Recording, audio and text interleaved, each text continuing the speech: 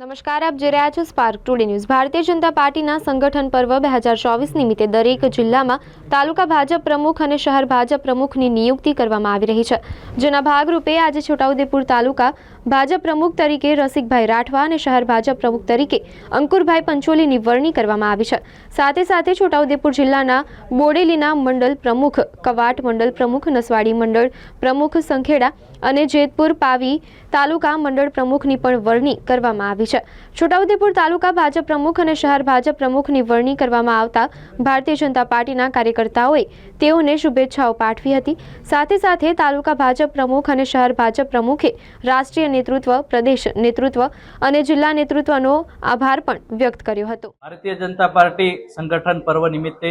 રાષ્ટ્રીય નેતૃત્વ, પ્રદેશ નેતૃત્વ, જિલ્લા નેતૃત્વ જે મને ભારતીય જનતા પાર્ટીના છોટાઉદેપુર તાલુકાના પ્રમુખ તરીકે નિયુક્તિ કરી તે બદલ ખૂબ ખૂબ આભાર વ્યક્ત કરું છું। સાથે સાથે જિલ્લાના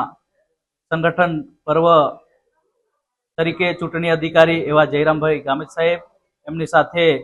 સહ ચૂંટણી અધિકારી તરીકે મેહુલભાઈ પટેલ સાહેબ, તેમજ રાજેશભાઈ પટેલ સાહેબ,